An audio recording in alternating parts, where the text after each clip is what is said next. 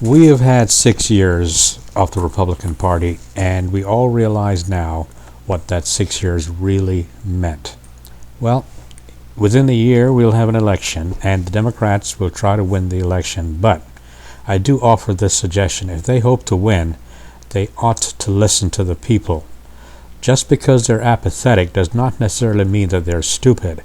And if you continue to ignore them, you will lose the election. It is true that 80% of the American people will respond to soundbite, and they won't reason, they won't use their head in determining what is good for America. Just the same, I would not, if I were you Democrats, risk using sound bites just to get votes. There are some real issues that you ought to be addressing right now. Among them, we ought to be working on eliminating poverty. We ought to be working on eliminating racism.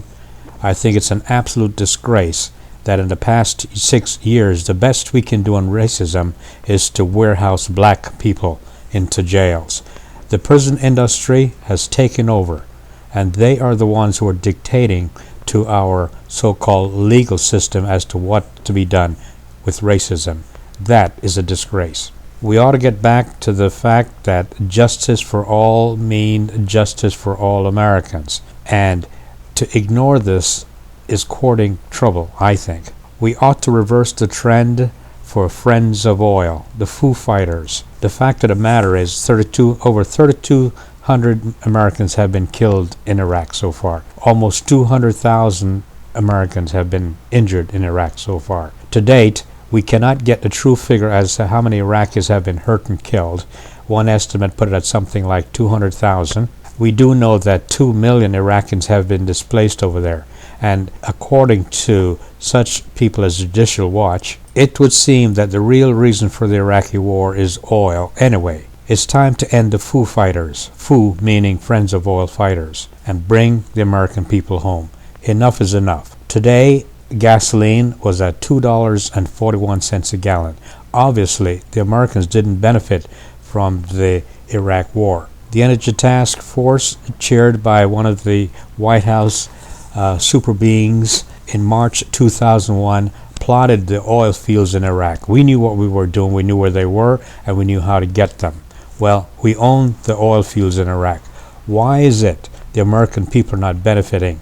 Why is it only a handful of people are benefiting from the war in Iraq? I read somewhere, I think it was Raw's story, where our vice president turned $241,000 into $8 million through Halliburton and the war in Iraq. This is not right. We ought to bring back the respect and decency to the United States of America. At one time, just about every country in the world looked up to America because of our integrity and the principles on which we stand. Now, we are lumped together with North Korea and Iran, according to Time magazine, as far as how the rest of the world see us. We ought to stop this trend. Enough is enough. As for poverty, one of the best ways to eliminate poverty, and as you well know, there are 37 million Americans living in poverty. There are something like 10.5 million children living in poverty in the United States. That is a disgrace, absolute disgrace. The gap between the rich and the poor has widened. It has become greater in the past 6 years than ever in the history of the United States. One of the best ways to eliminate poverty, in my opinion, is to tax churches. There are 7 major religions with 4,000 deviations of these religions. These churches supposedly are collecting money from the poor to help the poor. Unfortunately, as this church in Virginia Beach will attest, they collect money, and what happened to these so-called evangelical people, the churches? They not only own restaurants, but they own hotels, they build schools. Rumor has it that these people own diamond mines and gold mines. One airplane was supposedly taking Bibles to Africa to one of the gold mines and was caught because it was actually taking drill bits. They're even involved in the diet market, marketing diet products. What does that have to do with God and church and religion? Nothing. I think what we ought to do is to tax religion just like we tax corporations. Another thing we ought to do is to take away the tax benefit for American companies who choose to do business outside of the United States. If they took the jobs away, why are they still getting the tax breaks? Another major problem in the United States, of course, is racism. We have allowed the prison systems to dictate what happens to people. We know how to engineer neighborhoods that will produce crime and criminals, and we have done that. There's an article in Time magazine that sort of alluded to that we know where the criminals are, we know where the neighborhoods are, we have engineered these neighborhoods, so we know exactly what it is. New York is willing to spend $45,000 per year per prisoner, but we are not willing to spend less than $5,000 per student in many, many areas of the United States of America. Wouldn't it make more sense, would it be more humane to educate people rather than warehousing them in prisons? We need to break that trend, and Democrats, I'm telling you, you need to address this issue and get it resolved. Finally, we ought to eliminate torture anywhere in the world. If America is involved, our name should not be imprinted on torture anywhere. That is being un-American.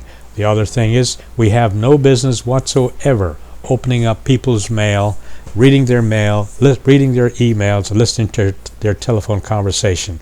This is the United States of America. This is not the Soviet Union. Democrats, listen up carefully.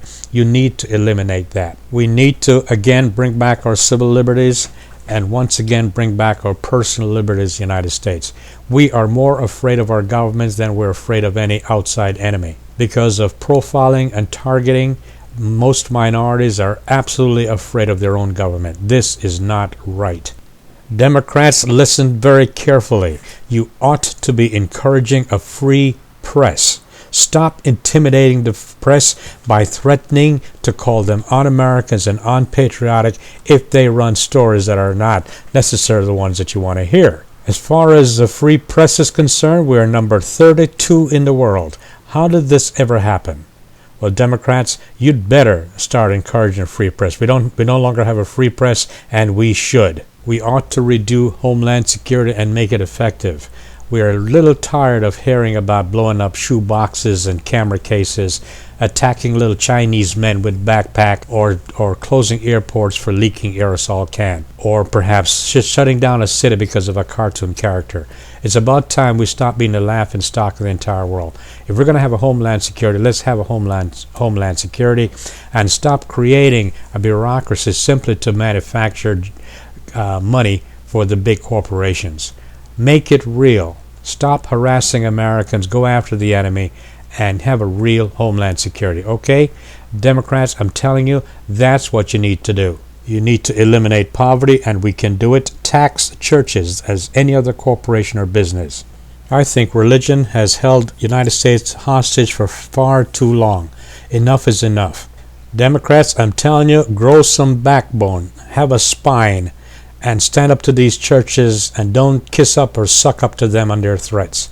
We need to eliminate racism, stop engineering neighborhoods that produce crime and criminals.